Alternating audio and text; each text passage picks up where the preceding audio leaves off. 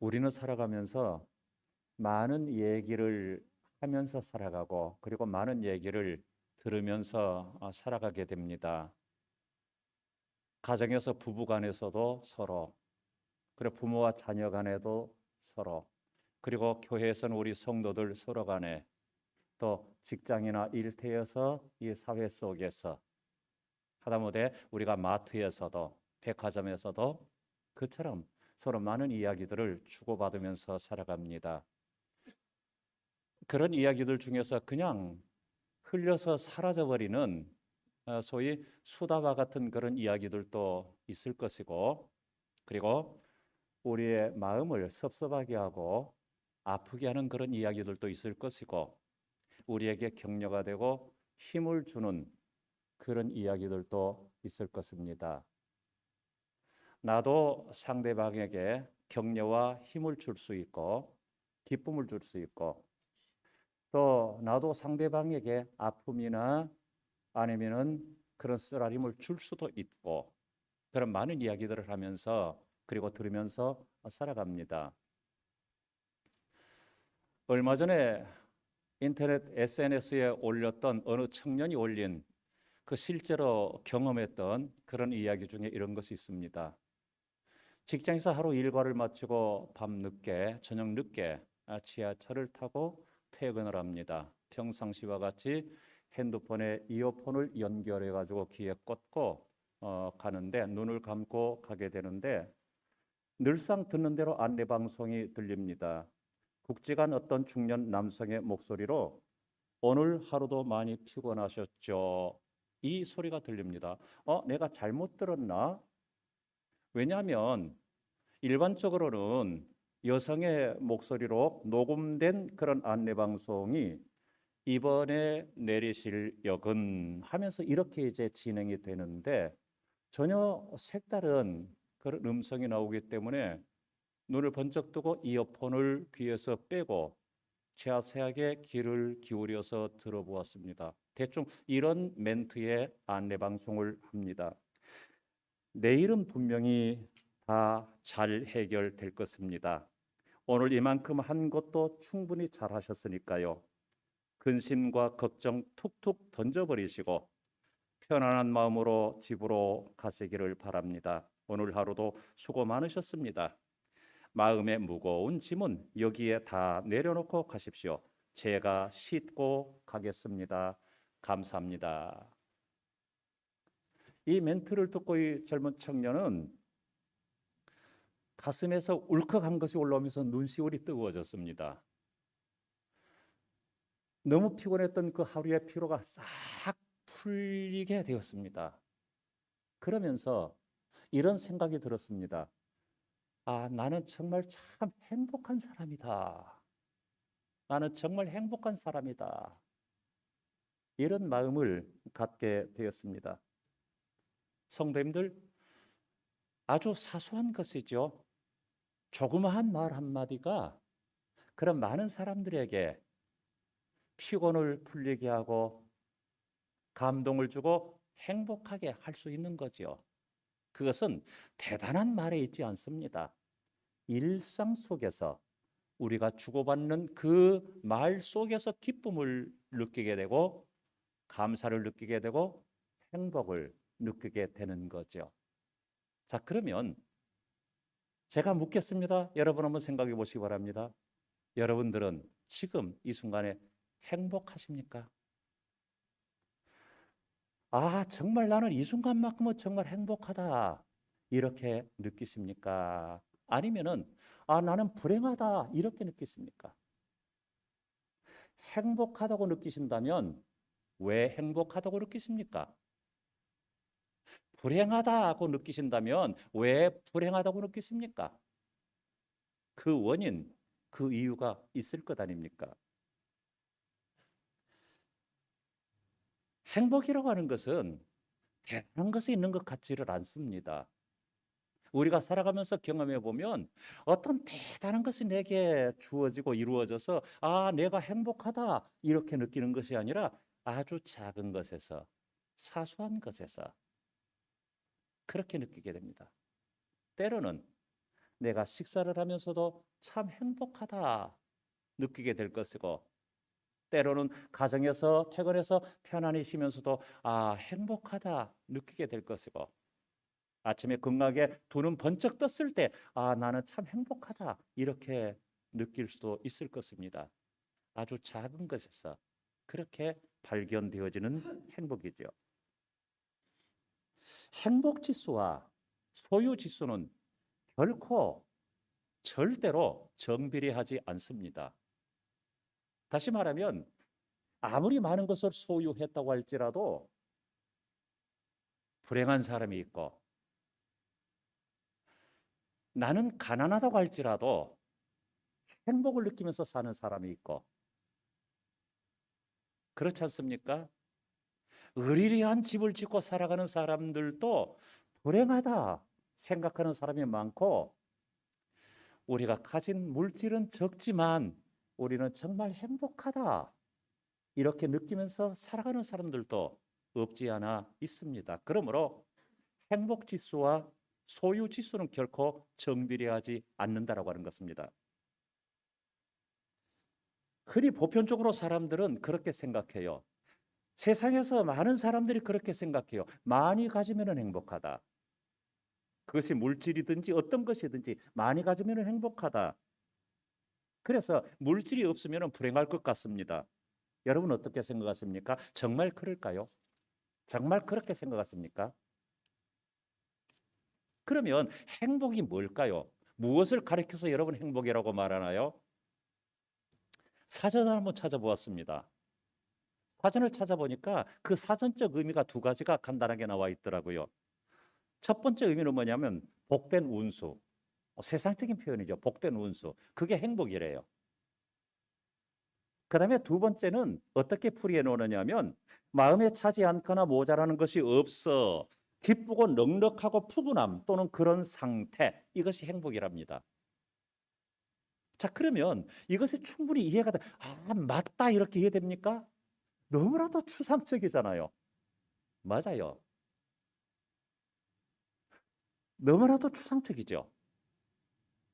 오래전에 선풍적인 그런 관심을 불러일으켰던 책 중에 하나가 뭐냐면 정의란 무엇인가 하는 책이죠. 마이클 샌델이라고 하는 사람이 쓴, 우리나라에서도 번역돼서 많은 사람들이 읽었을, 여러분들 중에서도 읽으셨던 분들이 계실 텐데, 거기에 뭐 정의에 대해서 이야기하는데 정의를 정의한 그 내용을 한마디로 이것이다 라고 하는 것을 우리가 찾아볼 수가 없어요. 그 책 속에서도. 그러니까 거기에 대한 많은 이슈들을 제공해 주고는 있는데 그 책을 아무리 보아도 정의란 이것이라고 한마디로 쉽게 가르쳐 주지를 않습니다. 왜요? 정의라고 하는 것도 어떤 객관적인 표준이 있기는 하겠지만은 사람의 관점과 역사적인 시간적인 그 시각과 모든 것이 다 다르기 때문입니다. 그러면 정의도 그러하다면 사랑에 대해서도 어떻게 우리가 정의할 수 있을까요? 행복에 대해서도 우리가 어떻게 정의할 수 있을까요? 성도님들, 사랑은 이것이다 한마디로 말할 수 있겠습니까? 행복은 이것이다 한마디로 말할 수 있겠습니까? 그럴 수 없습니다.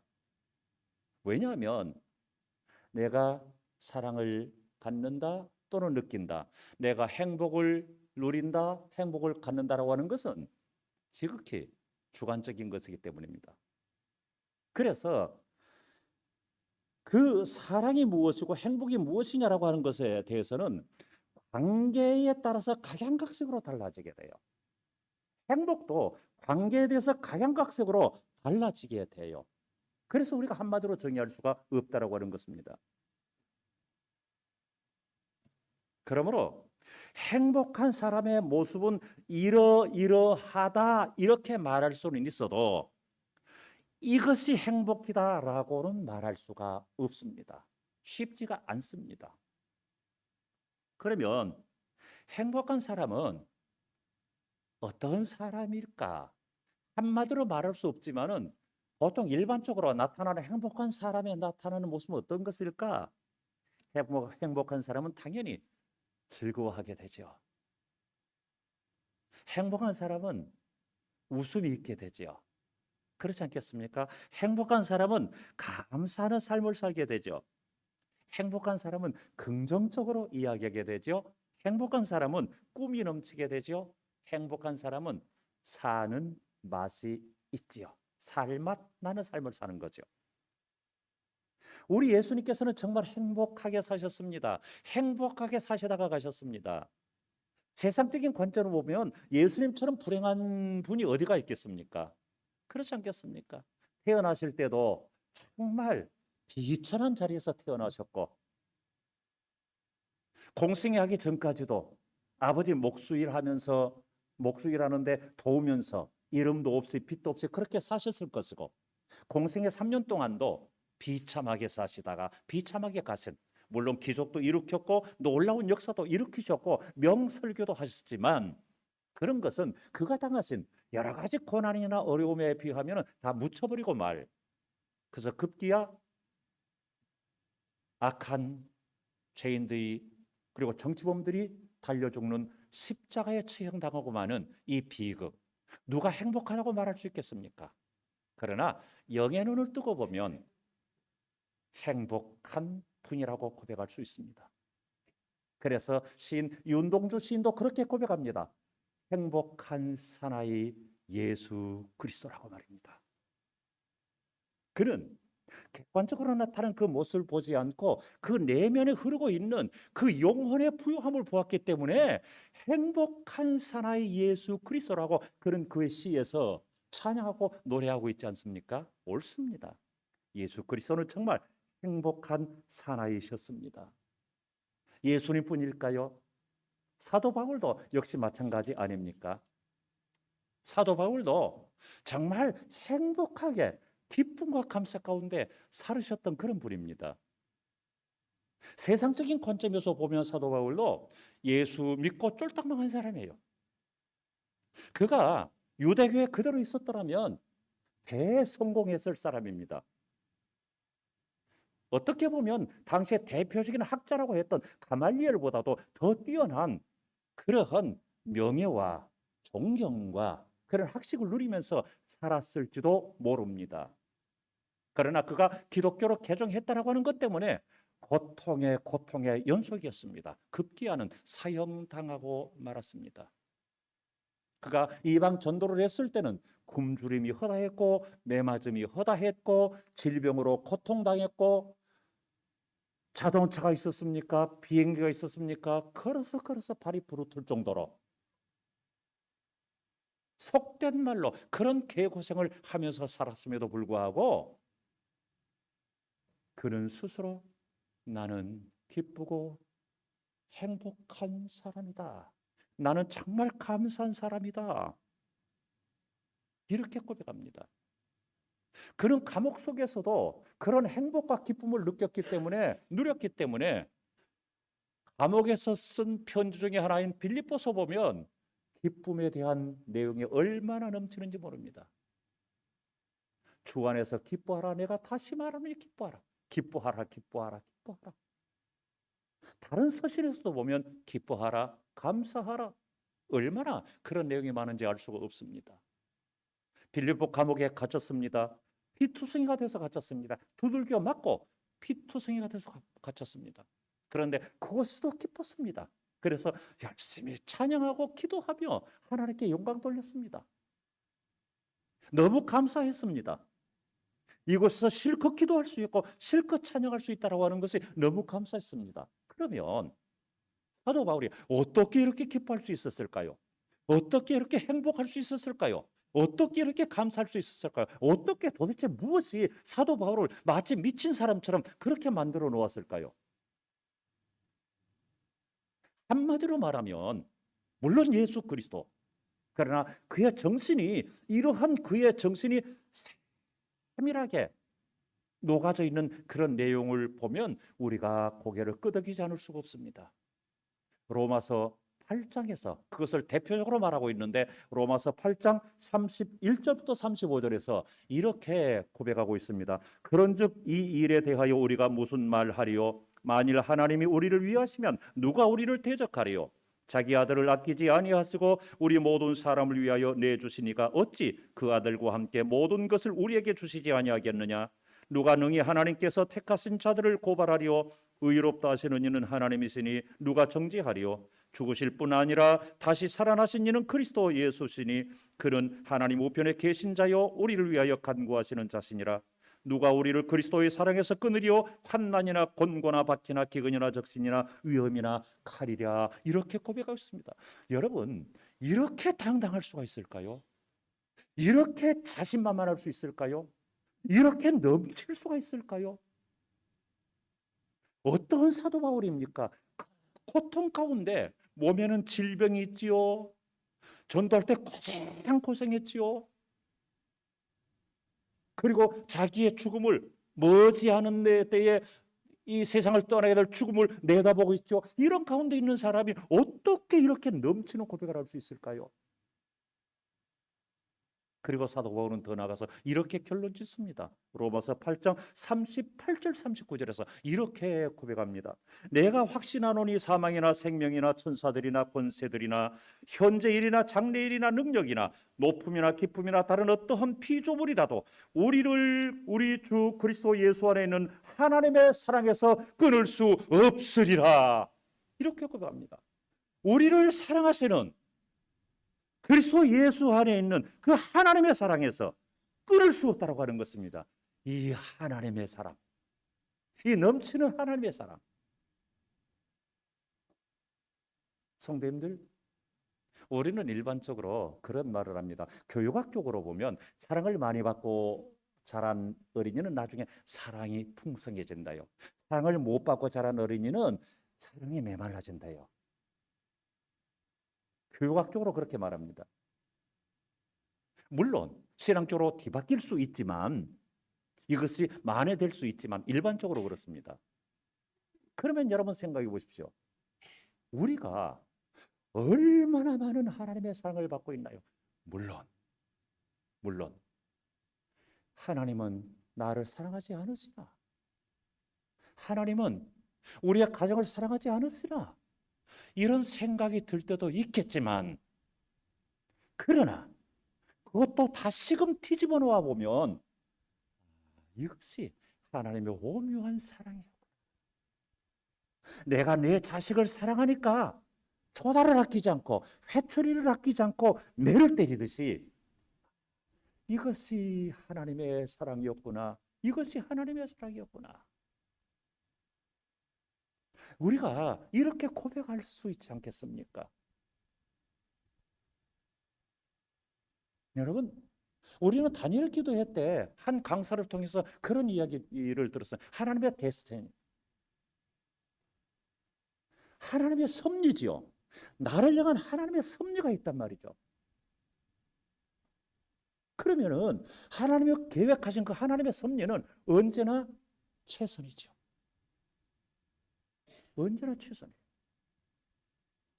대통령이 되는 사람만 최선이겠습니까? 어떤 장만 된 사람이 최선이겠습니까? 내 자신의 인생의 삶 속에서 인도하시는 하나님의 그 섭리는 언제나 최선이에요. 그래서 나를 향하신 하나님의 손길은 언제나 오르시고 나를 향하신 하나님의 계획하심은 언제나 선하시고 나를 인도하시는 하나님의 섭리는 언제나 최선이다. 언제나 최선이다. 이렇게 생각해 놓고 나면 어찌 감사하지 않을 수가 있겠습니까? 어찌 기쁘지 않을 수가 있겠습니까? 어떻게 행복하지 않을 수가 있겠습니까? 하나님의 사랑에 대해서 이렇게 확신에 가득 찼기 때문에 사도 바울은 어떠한 상황 속에서도 어떠한 여건 속에서도 그는 기뻐할 수 있었고 감사할 수 있었고 행복할 수가 있었습니다. 한마디로 말하면 바울은 바른 믿음을 가졌다고 하는 거예요. 즉 바로 믿었다고 하는 것입니다. 바른 믿음, 즉 바르게 믿기만 하면 우리는 기뻐할 수 있고 행복할 수 있고 감사할 수 있습니다. 우리가 잘 아는 말씀 그리고 우리가 반복해서 보는 말씀이지만은 그래서 히브리서 11장 6절 말씀 보면 우리가 잘 아는 이렇게 말씀하는 소리를 듣습니다. 믿음이 없이는 하나님을 기쁘시게 하지 못하나니 하나님께 나아가는 자는 반드시 그가 계신 것과 또한 그가 자기를 찾는 자들에게 상 주시는 이심을 믿어야 할지니라. 우리가 암송하는 구절이잖아요. 중요한 말씀인데요. 하나님을 기쁘시게 하는 것이 우리의 기쁨이잖아요. 또 우리가 기뻐하는 것이 하나님의 기쁨이잖아요. 그러면은 하나님은 무엇을 기뻐하신다고요? 믿음이 없이는 기뻐하지 못한다라고 했으니까 우리가 바른 믿음을 가졌을 때, 바른 믿음을 가졌을 때. 그런데 이 말씀은요, 오늘 말씀과 결부시켜 보게 되면 항상 기뻐하고 쉬지 말고 기도하고 범사에 감사하는 것이 하나님의 뜻이라 그랬으니까 결부시켜 보면 하나님의 기쁘심은 우리의 기쁨과 일치되어지는 기쁨이라고 하는 것을, 그것을 우리에게 가르치고 있습니다. 자, 그러면 우리가 바른 믿음을 가질 때 이렇게 하나님이 기뻐하시고 우리 또한 기쁘다고 그랬는데 그 바른 믿음은 어떤 믿음이냐? 우리가 반복해서 보는 말씀이잖아요. 그 하반절 보니까 이렇게 이 상반절 보니까 이렇게 말씀하고 있습니다. 믿음이 없이는 하나님을 기쁘시게 못한다. 그러면 어떻게? 그 하반절에 보니까 그렇게 말씀하십니다. 그가 계신 것을 믿어야 된다.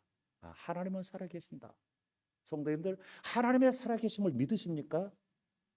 그게 믿음이라 그 말이에요. 그리고 두 번째로는 자기를 찾는 자들에게 상 주시는 이심을 믿어야 된다. 내가 기도하고 내가 바라고 그렇게 하면 온갖 좋은 것으로 내게 주시는 하나님이심을 여러분 믿습니까? 이게 믿음이란 말이죠. 그런데 중요한 것은 뭐냐면 여러분 이걸 믿습니까? 아멘. 이 자체가 믿음이 아니라 그 말이죠. 중요한 건 뭐냐면 내 마음에 그것을 수용해 드리는 거죠. 내 마음에서부터 그것을 받아들이고 믿어지게 하는 것이죠. 그 믿음을 이야기하고 있는 거죠. 그것이 바로 바른 믿음이고 그렇게 할 때 하나님 기뻐하시고 내가 기쁘다라고 하는 것입니다. 행복하지 못하면 기쁨이 없잖아요.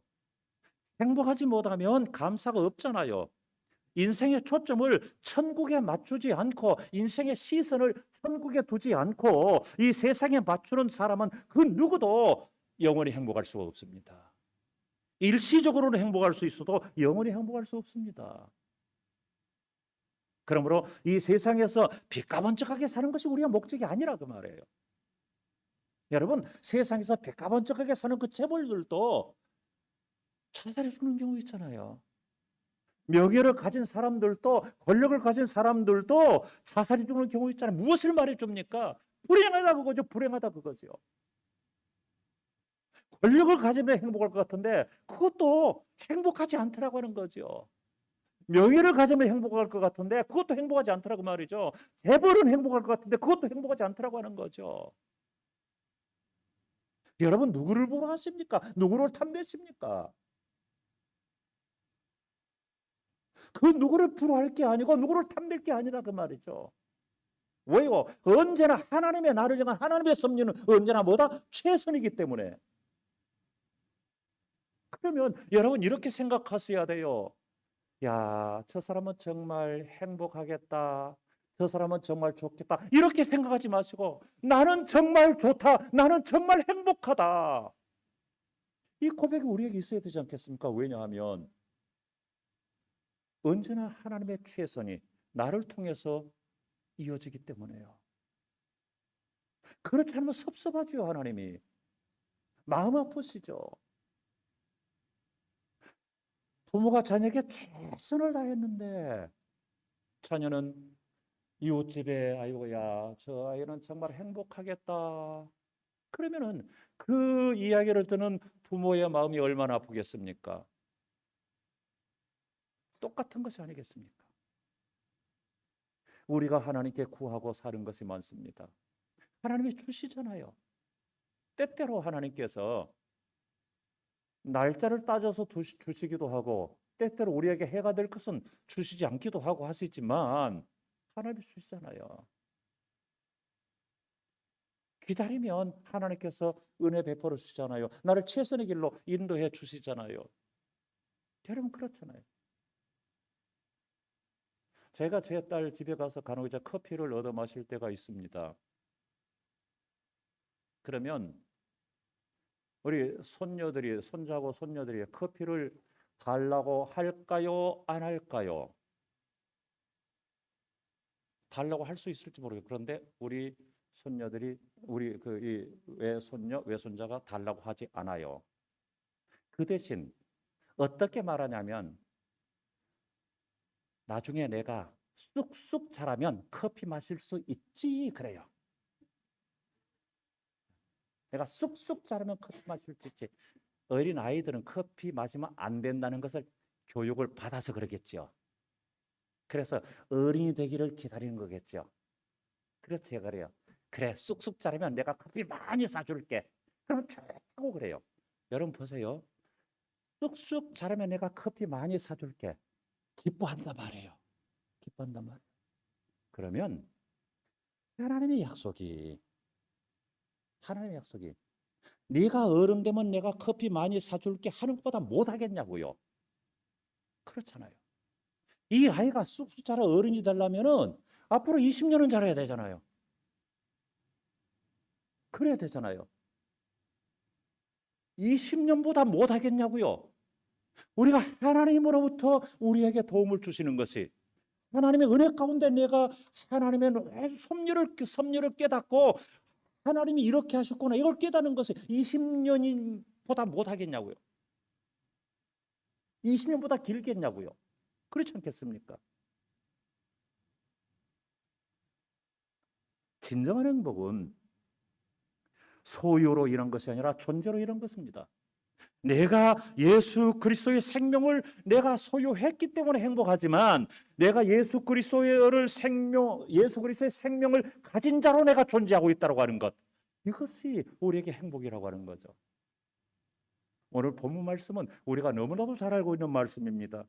다시 한번 말씀을 보면 데살로니가전서 5장 16절 18절 말씀, 항상 기뻐하라, 쉬지 말고 기도하라, 범사에 감사하라, 이것이 그리스도 예수 안에서 너희를 영하신 하나님의 뜻이니라. 그런데 18절 하반절에 보니까 이렇게 말씀하고 있는 것을 우리가 읽을 수가 있습니다.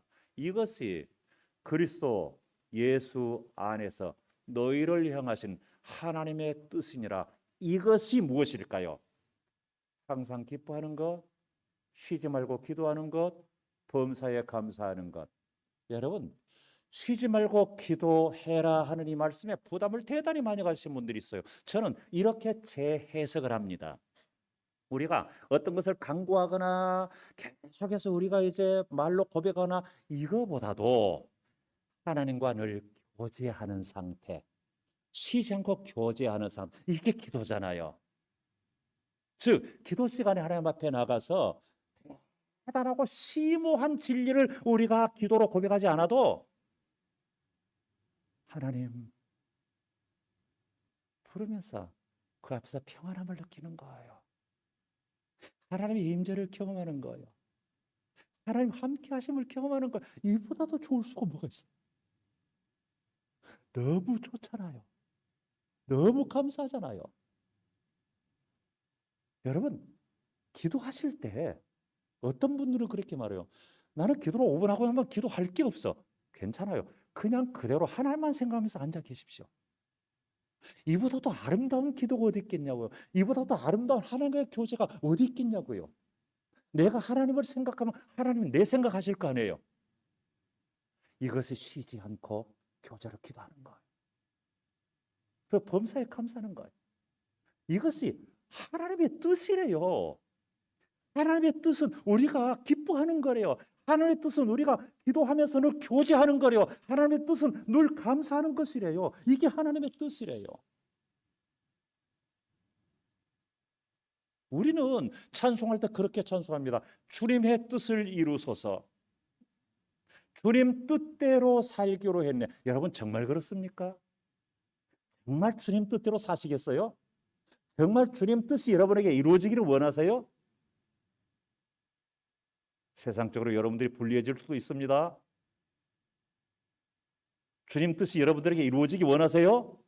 주님 뜻대로 사시기 원하세요? 세상적으로 불리할 수 있습니다. 잘 생각하세요.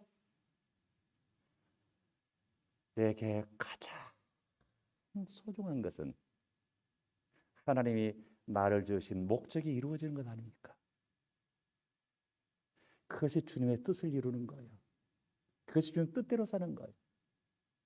소위 여러분 답 제1문, 사람의 제일 되는 목적이 무엇입니까? 사람의 제일 되는 목적은 첫째, 하나님을 영원롭게 되는 것. 둘째, 하나님과 더불어 즐거워하는 것. 하나님과 더불어 즐거워하는 것이 뭐예요? 하나님과 함께 교제하면서 서로 즐거움을 누리는. 하나님은 나 때문에 즐거워하시고 나는 하나님 때문에 즐거워하고. 여러분, 이보다 더 즐거움이 어디가 있겠어요? 이것이 소유의 기쁨만 못하겠습니까? 이것이 넘치는 것이란 말이죠. 그러므로 진정한 감사는 깨닫는 거예요.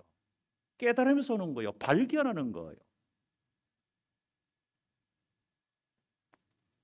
얼마 전에 프랑스에서 어떤 노인이 코로나 중증 치료를 받고 있다가 이제 완치되어서 퇴원할 무렵이 되었습니다. 의사가 찾아와서 그 치료 내역서를 보면서 이제 산소호흡기의 사용 내역을 설명해 줍니다. 산소호흡기를 어르신이 24시간 하루 종일 24시간 사용을 했습니다. 여기에 대한 내역이 요금이 얼마입니다. 그런데 그 내역이 만만치 않아요. 그 24시간 사용한 저는 이제 그 모르겠어요. 우리나라에서 산소호흡기를 사용한 이 내역이 이 요금이 비싼지 안 비싼지 모르겠어요. 그런데 이 이야기에 의하면 그래요. 그것을 설명해 주고 보니까 이 만만치 않아요. 산소호흡기를 사용했던 24시간 사용했던 게 만만치 않아요. 이 노인이 갑자기 눈물을 흘립니다. 의사가 묻습니다. 왜 우십니까? 혹시 이 요금을 지불할 돈이 없어서 그러십니까? 그러자 노인이 고개를 절레절레 흔들면서 아닙니다. 나는 치료비를 충분히 지불할 만한 돈이 넉넉히 있습니다. 의사가 다시 묻습니다. 그러면은 왜 그렇게 우십니까? 노인 대답하기로 감사해서 그렇습니다. 그러면서 이 노인이 설명을 합니다. 24시간 사용한 산소호흡기의 요금이 이렇게 비싼데 나는 90평생을 공짜로 산소를 마시고 살았습니다. 그러니 어찌 감사하지 않을 수가 있겠으며 감사해서 눈물이 납니다. 이것이 감사지요. 이것이 감사지요. 이것이 감사한 말이죠. 전에 드렸던 그런 말씀을 한마디만 예를 드리도록 하겠습니다. 여러분 한 두 번 제가 말씀드렸어요. 옛날에 미국에 한 집에서 아버지 목사님과 아들 목사님이 같이 사세요. 그런데 각각 다른 교회에 목회를 해요. 미국이라고 하는 사이는 차 타고 멀리 가야 되잖아요. 주일이 돼서 서로 잘 갔다 오라고 예배 잘 드리고 오시라고. 아버지가 오후에 이제 예배 드리고 집에 먼저 와서 있습니다. 그 뒤를 따라서 아들이 헐레벌떡 들어오면서 아버지 제가 오늘 얼마나 하나님 은혜 감사했는지 모르겠다고. 왜 그러니? 그랬더니 자기가 자동차 사고가 났대. 그런데 차를 폐차할 지경이 됐는데 보세요. 제가 털끝 하나 건드리자 멀쩡하잖아요. 정말 그렇구나. 정말 감사돼요. 그런데 얘야 나는 그보다 더 하나님 은혜에 감사하다. 그러니까 아들이 깜짝 놀라는 거예요. 아니 아버지도 교통사고로 아니다. 나는 전혀 아무 사고도 없이 무사히 집에 들어왔다. 그러니까 얼마나 감사해요. 여러분요 생각해 보세요. 교통사고 나서 멀쩡한 것이 더 감사해요? 교통사고조차도 나지 않은 것이 더 감사한가요? 깨닫는 거예요. 깨닫는 데서 감사가 있는 거예요. 어제 하루 무사히 살으셨습니까? 오늘 이 시간까지 건강하셨습니까? 그게 감사한 거예요. 하나님을 향해서 이 마음을 활짝 여시고 아울러 범사에 감사하시는 여러분 될 수 있기를 축원합니다. 기도하겠습니다. 하나님 감사를 드립니다. 찬양과 영광 받으시고 범사에 감사하는 주의 거룩한 성도들 되게 하여 주옵소서. 예수님 이름으로 기도합니다. 아멘.